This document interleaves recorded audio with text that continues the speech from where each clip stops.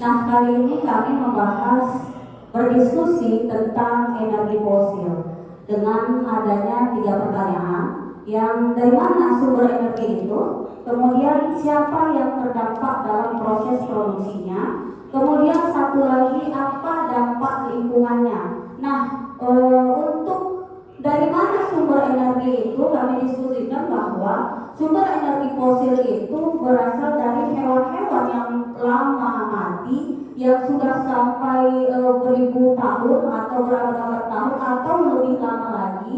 Kemudian dari tumbuh-tumbuhan juga. Jadi sumber energinya itu energi fosil batubara itu diambil melalui proses eksplorasi yang sangat panjang, yang membutuhkan waktu yang lama sampai 1 juta tahun atau bisa lebih dari 1 juta tahun itu, yang dia bisa membuat gumpalan menjadi batu bara, diproses menjadi sekarang yang banyak perusahaan olah menjadi bahan baku energi gitu ya.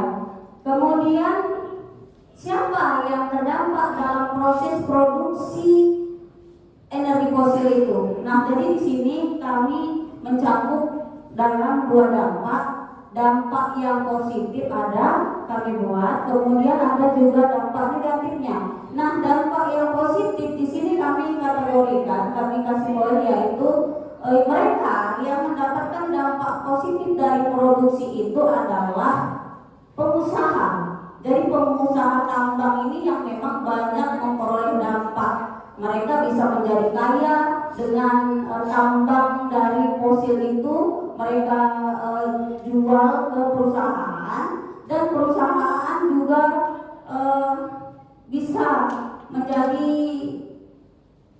proses dari produksi itu ya. Jadi yang di sini mendapat dampak positifnya yaitu pengusaha oligarki itu sendiri dan perusahaan juga gitu. Di sini perusahaan ada apa nih?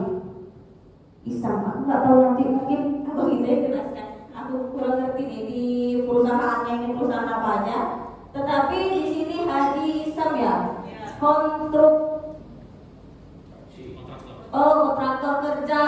kontraktor kerja ke anak perusahaan dan memiliki karyawan sekitar 1.000 atau lebih sehingga bisa memproduksi. Nanti mungkin lebih lengkapnya nanti abang-abang yang di depan itu nanti menjelaskan lagi. Nah, jadi kalau misalnya mungkin ada perusahaan-perusahaan lain yang terlibat dalam proses produksi ini gitu ya. Kalau misalnya dampak negatifnya itu udah jelas kita yang menghirup udaranya, kita yang merasakan polusi udara, polusi air, yang kehilangan mata pencarian, yang kena penyakit, kita lah yang merasakan. Mereka yang merasakan kerugiannya gitu. Mereka tahu apa enggak? Ya enggak gitu kan. Nah, siapa yang kalau misalnya udah terdampaknya buruk, misalnya mata pencarian nggak ada, yang mencari mata pencarian itu kan memang bapak-bapak gitu ya. Bapak-bapak kehilangan mata pencarian, nggak bisa misalnya beli rokok dan nggak bisa memberikan nafkah kepada istrinya. Jadi ibu-ibu juga terdampak. Kenapa? Uang belanja berkurang, sehingga bisa jadi untuk membantu suami, dia bisa bekerja sebagai pembantu rumah tangga misalnya, ngambil upah nyuci ke tetangganya gitu kan. Nah, itulah yang menjadi dampak dari ibu-ibu itu sendiri. Mereka yang mengendalikan bagaimana uang itu cukup untuk makan gitu kan, karena bapak aja yang mencari pencariannya gitu. Yang mengendalikan, yang belanja itu kebanyakan ibu-ibu. Nggak tahu juga bapak-bapak di sini tak ikut belanja ya kan, nggak tahu juga saya. Yang jelas ibu-ibu lah yang mengendalikan uang belanja. Jadi kalau bapak-bapaknya nggak dapat mata pencarian, jelas ibu-ibunya pusing. Bisa jadi merantau ke Malaysia. Banyak tuh dari kami, komunitas kami Pak, banyak merantau ke Malaysia habis itu lupa pulang. Dan di sana nggak tahu lah kita ya kan. Itu ada. Saya tidak bohong, ada dari kelompok Ibu Ayu juga ada. Nah, kemudian anak-anak bagaimana? Anak-anak udah pasti kalau misalnya dampak lingkungannya itu, dampak negatifnya itu kalau dari udara namanya memang fosil itu, energi fosil batu bara itu kan dia memang abu yang dikeluarkan. Ya memang abu itu mengandung zat yang berbahaya untuk kulit gitu ya. Karena kalau misalnya abunya itu terbang kemudian lengket di kulit, itulah bisa menyebabkan alergi atau gatal-gatal. Jadi dulu, sekarang udah berkurang rasa saya. Dulu itu banyak tuh di kelompok kami, karena yang kami rasakan ya, saya juga kurang, tapi kayaknya di puskesmas juga kemarin banyak itu yang terjadi alergi gatal-gatal yang dia seperti mentul-mentul gitu, bernanah. Nah itu banyak sekali terjadi. Itu kemarin juga cucunya Mak Ijah, salah satu dari kelompok kami, itu sampai dia sekolah tidak bisa memegang pulpen. Karena apa? Karena seluruh tangannya itu sudah sudah terkena alergi itu kan. Nah itu bisa jadi dari polusi udara yang dikeluarkan oleh abu batubara itu tadi. Kemudian ISPA seperti batu-batu. Sekarang itu memang batu-batu itu kan susah disembuhkan. Kalau di sana ya, batu-batu itu misalnya kita beli obat tuh sembuh, habis itu kumat lagi. Kita beli obat tuh sembuh gitu. Jadi batu-batunya itu jadi panjang. Kemudian penyakit paru-paru hitam itu juga ada terjadi sampai meninggal. Paru-paru hitam. Kemudian yang dari kami pintu air itu ada bayi yang meninggal di dalam kandungan. Itu termasuk juga dari dampak negatif energi fosil. Kemudian teroid juga sudah banyak. Yang sekarang itu banyak meninggal, saudara saya termasuk itu kanker. Ada sekitar sekarang ini 3 orang kanker dari paru-paru. Kemudian yang baru ini dia kanker otak, nggak salah saya itu tetangga saya. Kemudian sinusitis, termasuk anak saya itu sudah mulai sudah mulai sinusitis, tapi masih gejala atau apa. Terus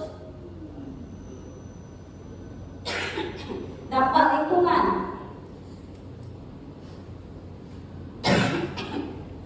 Agak serak suara saya jadi. Dampak lingkungan itu seperti air, tanah, kemudian udara. Kalau misalnya air, pasti itu di sana perusahaan mengeluarkan babanya itu dari udara dan dari air.